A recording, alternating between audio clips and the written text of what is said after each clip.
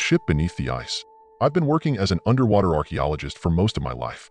Exploring shipwrecks, submerged cities, and lost artifacts is a passion that's consumed me since I was a kid. But nothing in my career prepared me for what I found beneath the ice of the Arctic Ocean. I was part of a joint research team sent to investigate an anomaly detected during a routine geological survey.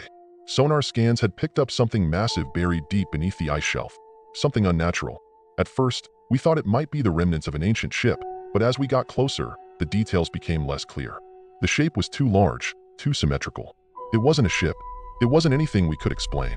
Our base camp was set up on the ice shelf about 20 miles from the North Pole. The Arctic was unforgiving. Temperatures plunged to lethal levels, and the wind howled day and night.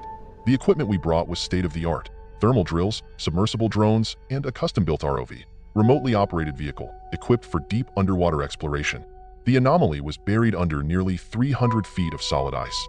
Drilling through it took days, the monotony broken only by the occasional creak and groan of the shifting ice. When we finally broke through to the water below, the tension in the team was palpable. Dr. Rivera, the expedition lead, gathered us in the operations tent. "This is it, people," she said, her voice steady but tinged with excitement. "We're about to witness something extraordinary. Keep your focus, follow protocols, and document everything." The ROV was lowered into the hole, its camera streaming live footage back to our monitors. At first, there was nothing but darkness. The water was pitch black, the light from the ROV cutting through it in narrow beams. The bottom was deeper than expected, forcing us to recalibrate our depth estimates. And then we saw it. The first thing to come into view was a massive structure, its surface smooth and reflective, like obsidian. It wasn't rock, and it wasn't ice. "What the hell is that?" someone muttered. The ROV's camera panned, revealing more of the structure. It stretched farther than we could see, a massive, angular formation buried in the seabed. Rivera leaned over the monitor, her face pale. This isn't natural. Could it be a ship?"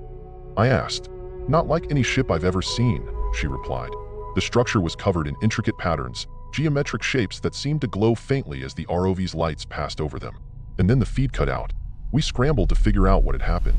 The ROV was still transmitting telemetry, but the cameras were dead. "Bring it back up," Rivera ordered. The ROV ascended slowly, the tension in the tent thick enough to cut with a knife. When it broke the surface, we hauled it up onto the ice, only to find its exterior covered in a strange, black residue. "What is that?" Rivera asked, but no one had an answer. The residue was analyzed in the lab. It wasn't organic, but it wasn't entirely metallic either. It was something in between, something alien. Despite the failure with the ROV, Rivera wasn't ready to give up. She proposed sending divers down through the hole, a risky maneuver given the conditions. "I'll go," I volunteered. The idea of diving into the unknown was terrifying, but the pull of discovery was stronger. 2 days later, I found myself descending into the icy abyss, my heart pounding in my chest. The water was shockingly cold, even through my specialized suit. The beam of my helmet light cut through the darkness, illuminating the black, reflective surface of the structure below. It was even more massive than I'd imagined. As I approached, I noticed the same glowing patterns we'd seen on the ROV's feet. They pulsed faintly, like the structure was alive. I reached out to touch it, and the moment my glove made contact, everything changed. A surge of energy shot through me, and suddenly I wasn't in the water anymore. I was standing in a vast, empty space, the walls made of the same black, reflective material. The glowing patterns were everywhere, shifting and changing as I watched. A low hum filled the air, vibrating through my chest. I turned, and that's when I saw them. Figures, tall, humanoid, but unmistakably alien. Their skin was a deep, iridescent black, their eyes glowing faintly. They didn't speak, but I could feel them in my mind, their thoughts pressing against mine. They were ancient, older than anything I could comprehend, and they were waiting. I don't know how long I was in that place. It could have been seconds, or it could have been hours. When I came to, I was back in the water, my hands still pressed against the structure. My suit's oxygen alarm was blaring. I was nearly out of air. I swam back to the surface as fast as I could, my mind racing. When I broke through the ice hole, the team was there to haul me out. "What happened down there?" Rivera demanded, but I couldn't answer. Back at the base, I tried to explain what I'd seen, but the words felt inadequate.